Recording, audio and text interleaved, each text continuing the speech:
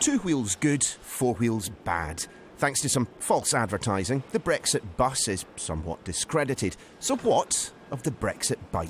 Just explain exactly what is a Brompton. So, the Brompton was designed by Andrew Ritchie. Principally, he lived in London, he was frustrated, he loved cycling, but he had to carry this massive thing around with him, and therefore he couldn't use it as much. So he wanted more freedom. As the UK continues to fashion its Brexit, stop the presses, some businesses are looking forward to a brighter future.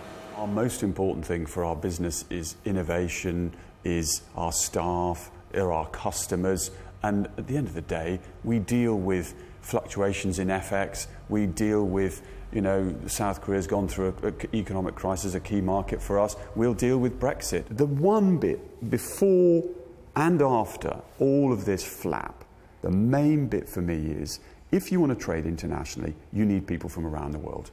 We have Spanish, Chinese, French, German. If you want to be an international company, trading internationally, you need those cultures. Forget the skills. You need the insight, the language, the nuance. You need those people in your company. And if in this scenario we stuffed up walls and said we don't want anyone in here and we don't want anyone from abroad, then that really would be damaging. Sounds to me that you're rather more concerned then about, you know, retaining to an extent freedom of movement, or at least for skilled workers coming here from within the EU, rather than continued membership of single market customs union. Yes, I think, you know, if we went to an extreme where somehow we sort of battened down the hatches and nobody from outside was allowed in, that would be bad news, and I think that would damage us. And yet, we are nowhere near knowing what that final deal will be, let alone the transitional agreement. You know, at times this Brexit process looks as complicated as the one by which a full-size bike can be quickly and easily folded up into something roughly this size. Levers pulled, toggled, and we're told at some point in the future we'll leave the European Union unscathed without even so much as a trapped finger. And yet, there exists confusion as to that period of transition, the form it will take, the rules under which business will operate. It may well be the case that we avoid that cliff edge, wheels coming off Brexit, but there could also be a slow puncture to confidence. So, who is to blame for this supposed lack of progress? Or is it possible that with hindsight we'll wonder what all the fuss was about? Whenever there's an EU negotiation, there's no progress to start with. The progress always happens late in the day, at the 11th hour, when people are focused, where people's attention is firmly on the issues, then the compromises will be made. So I wouldn't have expected much to have happened by now, and I think it's too soon to say we won't get the deal in October. What do you make of the fact that from both the government and the opposition, we have seen a shifting in position when it comes to Brexit? You know, the hardliners within the cabinet, for the time being at least, seem pretty happy with their lot.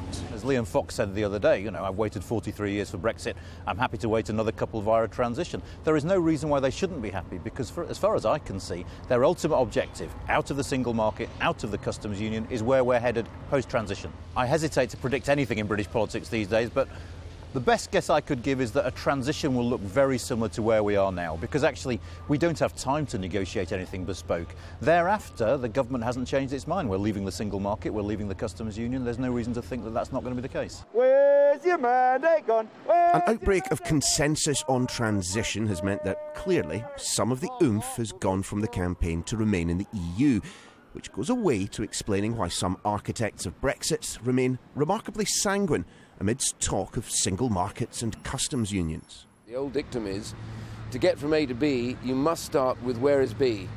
And we don't know where B is at the moment, so we can't really figure out what kind of transition we may or may need. It actually may be a lot simpler in trade terms than people think.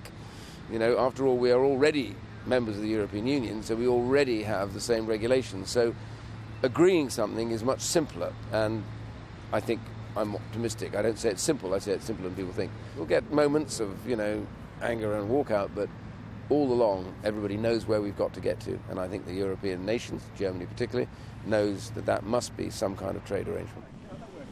None of which in any way rejects the notion that we could eventually end up with the hard cliff-edge Brexit that so many fear.